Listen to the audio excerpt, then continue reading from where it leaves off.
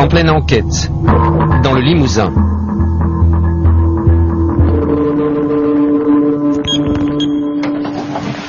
Bruno Charéron est ingénieur en physique nucléaire.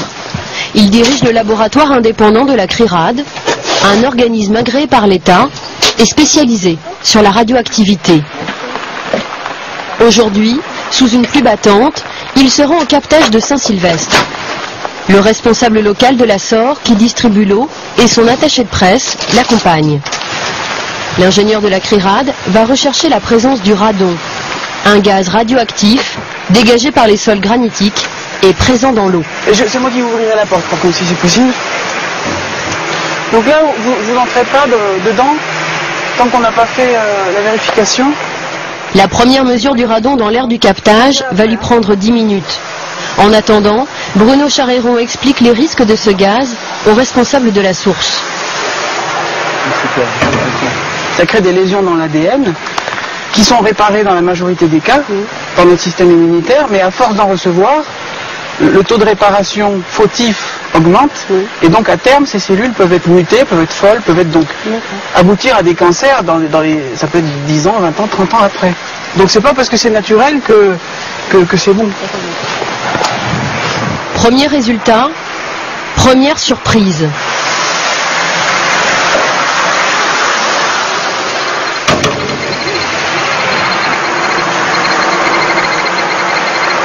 Alors, il y a quand même 27 000 becquerels par mètre cube, alors qu'on est juste à l'entrée, quoi. Dans les écoles, par exemple, la norme à ne pas dépasser est de 1000 becquerels. C'est beaucoup ? Ah bah 27 000 becquerels par mètre cube, c'est pas tous les jours qu'on mesure ça quand même. Hein. Oui, c'est vraiment beaucoup. C'est-à-dire que... Devant ces chiffres alarmants, les employés de la SOR vont désormais se tenir à l'écart de notre caméra et du captage. Donc ça, c'est un masque. Là, c'est obligatoire, là. Bah oui, parce que vraiment, la concentration en radon est vraiment très importante. 27 000 becquerels par mètre cube, c'est vraiment très élevé. Tout comme notre caméraman, Bruno Charéron s'équipe dorénavant d'un masque à charbon actif pour réaliser une seconde mesure, plus précise encore, de la radioactivité. Est-ce que vous sentez que c'est un peu plus de respirer? Oui. Oui. C'est bon? Seconde mesure, énorme surprise.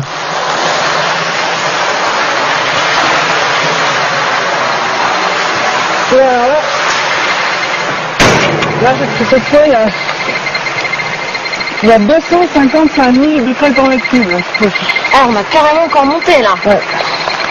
Et 255 000, vous aviez déjà vu des chiffres pareils sur des captages d'eau? Moi, 255 000 becquerels par mètre cube, j'ai jamais vu ça nulle part. De toute votre carrière professionnelle?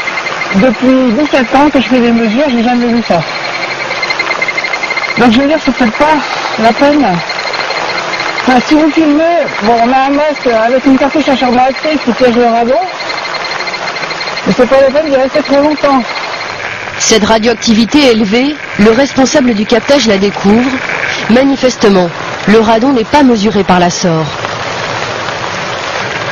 Vous avez jamais eu de résultat de mesure de radon dans l'eau?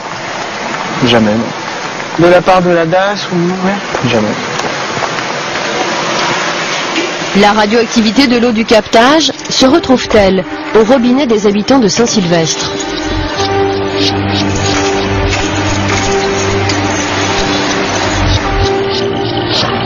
Avec Christian Courbon, un autre technicien du laboratoire de la CRIRAD, nous nous rendons chez une habitante du village, Viviane Sinclair.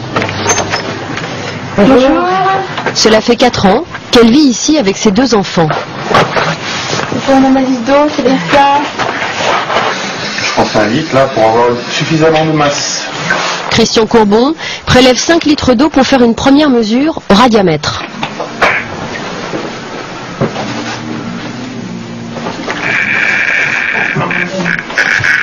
Ça veut dire qu'il y a du radon dans l'eau, quoi.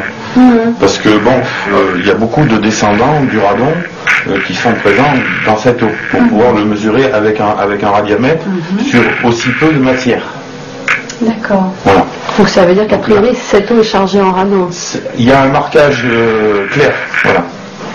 cette eau, vous la buvez? Eh bien oui, on boit l'eau du robinet toute l'année. On boit que ça. On boit que ça. Les enfants aussi? Absolument. Cette mesure au robinet n'est pas prévue par la réglementation française. On connaît les effets, mais on ne fait rien pour protéger. Voilà. Et pourquoi? Enfin, pourquoi? On aimerait bien savoir. Ouais, il y a bien savoir. Voilà. D'accord. Pour les habitants de Saint-Sylvestre qui boivent l'eau de leur robinet, quels sont les risques de contamination? À Valence, dans son laboratoire, Bruno Charéron va analyser l'eau de Viviane Sinclair. Avec l'échantillon. Bonjour, ça va? Oui, bonjour. Ça s'est bien passé? Ça a été. Ouais. Hop, voilà. Alors là, on en ramène un de Saint-Sylvestre. Donc c'est de l'eau qui a été prélevée sur le captage des sauvages. Donc c'est de l'eau du robinet? Voilà, c'est ça. L'ingénieur en physique nucléaire mesure les éléments radioactifs présents dans cette eau.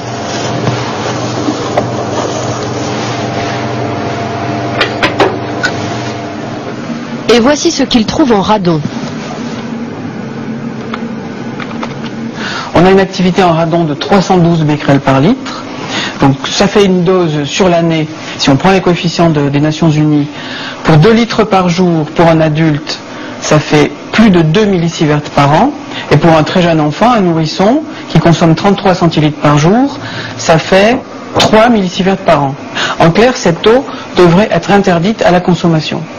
3 millisieverts, c'est 30 fois plus que la limite de radioactivité pour l'eau potable. Il y a une irradiation interne d'un certain nombre d'organes en fonction du trajet du radon dans le corps. Donc ça va concerner aussi bien l'estomac, les reins, le foie. Une partie du radon peut même atteindre la moelle osseuse. Pourquoi cette eau radioactive est-elle malgré tout distribuée? Tout simplement parce que la réglementation française fait l'impasse sur la radioactivité du radon. Les analyses réglementaires qui sont demandées pour les eaux potables comprennent un certain nombre de contrôles, sauf le radon 222, c'est-à-dire ces pics-là, qui sont pourtant dans beaucoup